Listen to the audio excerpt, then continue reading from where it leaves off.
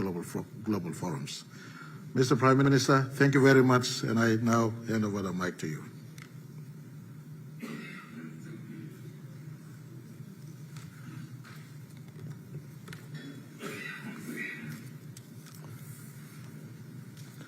Excellencies, Mr. Prime Minister, thank you very much, and I now hand over the mic to you.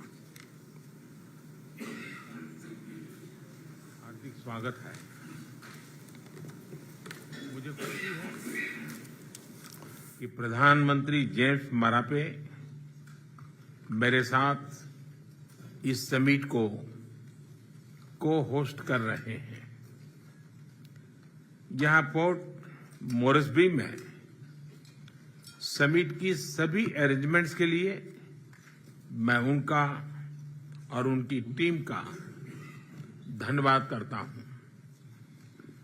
Excellencies, इस बार हमें लंबे समय के बाद मिलने का मौका मिला है। इस बीच विश्व कोविड महामारी और अन्य कई कठिन चुनौतियों से गुजरा है। इन चुनौतियों का प्रभाव ग्लोबल साउथ के देशों पर सबसे अधिक पड़ा है। क्लाइमेट चेंज, प्राकृतिक आपदाएं, भूखमरी, गरीबी, स्वास्थ्य से जुड़ी बहुत सी चुनौतियां पहले से ही थी, अब नई समस्याएं उत्पन्न हो रही हैं। फूड, फ्यूल, फर्टिलाइजर और फार्मा, इसकी सप्लाई चेन, उसमें भी बाधाएं आ रही हैं, जिन्हें हम अपना विश्वसनीय मानते थे। पता चला कि जरूरत के समय वो हमारे साथ नहीं खड़े थे। इस कठिनाई के समय में पुराना वाक्य सिद्ध हुआ, अ friend in need is friend Indeed. मुझे खुशी है कि भारत इस चुनौतीपूर्ण समय में अपने पैसिफिक आइलैंड मित्रों से कंधा मिलाकर खड़ा रहा। भारत में बनी वैक्सीन हो या जरूरत की दवाइयां, गेहूं हो या चीनी, भारत अपनी क्षमताओं के अनुरूप सभी साथी देशों की मदद करता रहा। एक्सेलेंसीज, जैसा मैंने पहले भी कहा है, मेरे लिए आप लार्ज ओशन कंट्रीज है, स्मॉल आइलैंड स्टेट्स नहीं। आपका यह महासागर ही भारत को आपके साथ जोड़ता है। भारतीय विचारधारा में संपूर्ण विश्व को परिवार की तरह देखा गया है। वसुधैव कुटुंबकम, इस मूल मंत्र हमारी प्रेरणा है। इस साल चल रही हमारी G20 प्रेसिडेंसी की थीम भी वसुधैव कुटुंबकम के उस सिद्धांत के प्रकाश में one earth, one family, one future, वो भी इसी विचारधारा पर आधारित है। इस वर्ष जनवरी में हमने voice of global south summit का आयोजन किया। आपके प्रतिनिधियों ने इसमें भाग लिया, अपने विचार साझा किए और इसके लिए मैं आपका अभिनंदन करता हूं। भारत ग्लोबल साउथ की चिंताओं, उनकी अपेक्षाओं और उनकी आकांक्षाओं को G20 के जरिए विश्व के समक्ष पहुंचाना अपना दायित्व मानता है। एक्सेलेंसीज, पिछले 2 दिनों में G7 आउटरीच समिट में भी मेरा यही प्रयत्न था। हिज एक्सेलेंसी मार्क ब्राउन, जो वहां पर पैसिफिक आइलैंड फोरम का प्रतिनिधित्व कर रहे थे, वे इसके साक्षी हैं। एक्सेलेंसीज, क्लाइमेट चेंज के मुद्दे पर भारत ने महत्वाकांक्षी लक्ष्य सामने रखे हैं। मुझे खुशी है कि हम इन पर तेजी से काम कर रहे हैं। पिछले साल यूएन सेक्रेटरी जनरल के साथ मैंने मिशन लाइफ, और जब मैं लाइफ कहता हूं तब लाइफ का मेरा मतलब है लाइफस्टाइल फॉर एनवायरमेंट, लॉन्च किया। मैं चाहूंगा कि आप सभी भी इस मूवमेंट से जुड़े। भारत ने इंटरनेशनल सोलर अलायंस और CDRI जैसे इनिशिएटिव लिए हैं। मैं समझता हूं कि सोलर अलायंस के साथ आप में से ज्यादातर देश जुड़े हैं।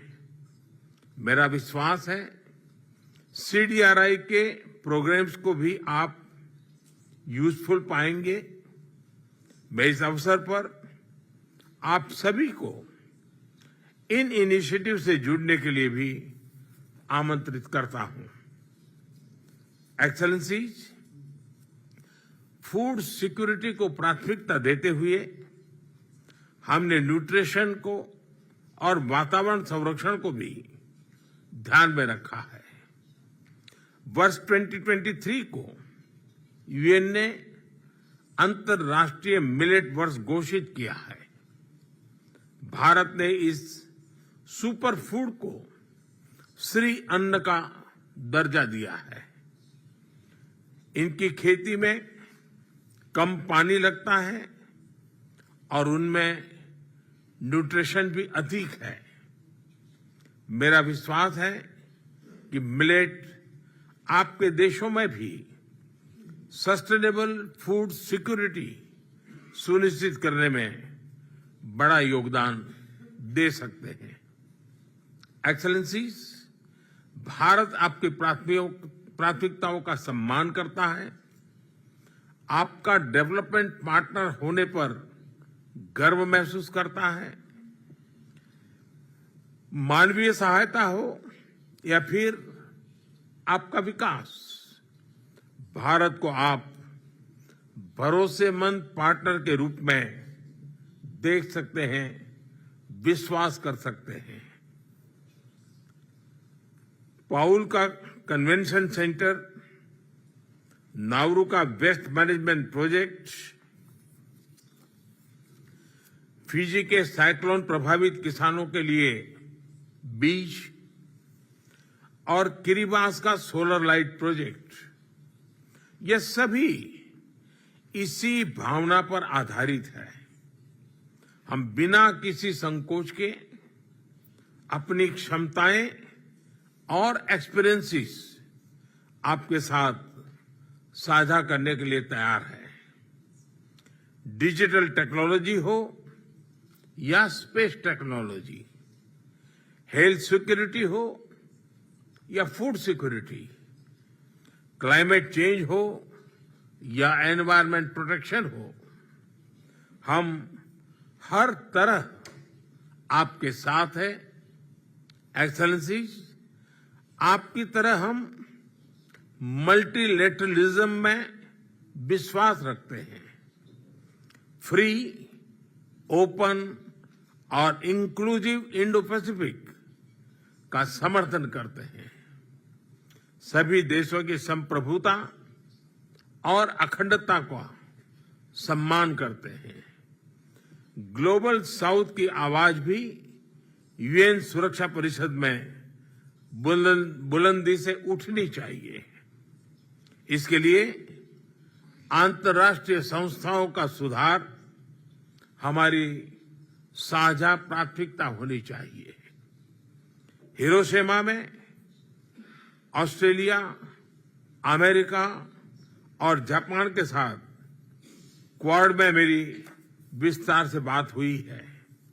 इस बातचीत में इंडो पैसिफिक क्षेत्र पर विशेष फोकस दिया जा रहा है। क्वाड की बैठक में हमने पलाऊ में रेडियो एक्सेस नेटवर्क RAN लगाने पर निर्णय लिया है। हम प्लूरलिटिकल फॉर्मेट में पैसिफिक आइलैंड देशों के साथ सहभागीदारी बढ़ाएंगे।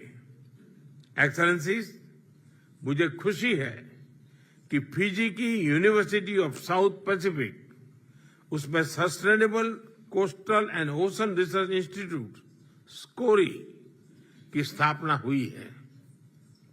यह इंस्टीट्यूट सस्टेनेबल डेवलपमेंट में भारत के अनुभवों को पैसिफिक आइलैंड देशों के विजन से जोड़ता है। R&D के साथ साथ यह क्लाइमेट चेंज की चुनौतियों का समाधान करने में भी उपयोगी है।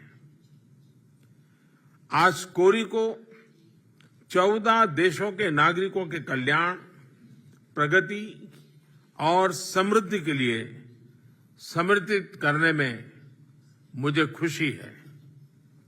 उसी तरह मुझे खुशी है कि स्पेस टेक्नोलॉजी का राष्ट्रीय और मानवीय विकास में उपयोग के लिए वेबसाइट का लॉन्च हो रहा है। इसके जरिए आप इंडियन सैटेलाइट्स नेटवर्क से अपने देश का रिमोट सेंसिंग डाटा डाउनलोड कर सकेंगे। अपनी अपनी राष्ट्रीय विकास योजनाओं में इसका उपयोग कर सकेंगे। एक्सेलेंसी, अब मैं आप सभी के विचार जानने के लिए उत्सुक हूं। एक बार फिर आज इस समिट में भाग लेने के लिए आप सभी का बहुत बहुत धन्यवाद।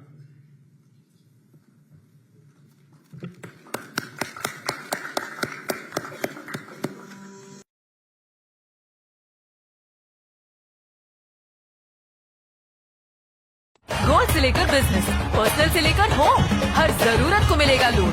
तो हुआ ना यही सही लोन।